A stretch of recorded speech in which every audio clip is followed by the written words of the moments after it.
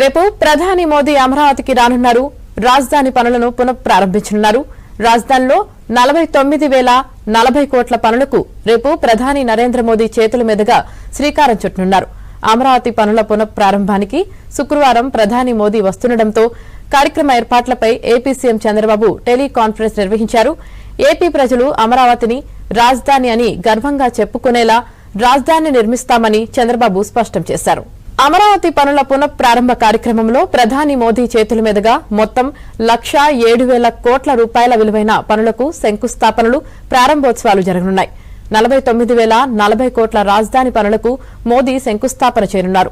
రాజధాని ప్రాజెక్టులతో పాటు సుమారు 57,962 కోట్ల విలువైన కేంద్ర ప్రభుత్వ ప్రాజెక్టులకు అమరావతి వేదికగా వర్చువల్ పద్దతిలో మోదీ శంకుస్థాపనలు, ప్రారంభోత్సవాలు చేయనున్నారు.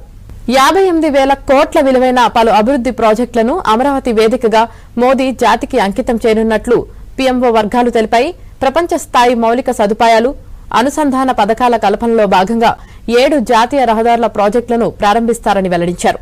ఒక రైల్వే ప్రాజెక్టుకు నిర్మాణానికి మోదీ శంకుస్థాపన చేయనున్నారు.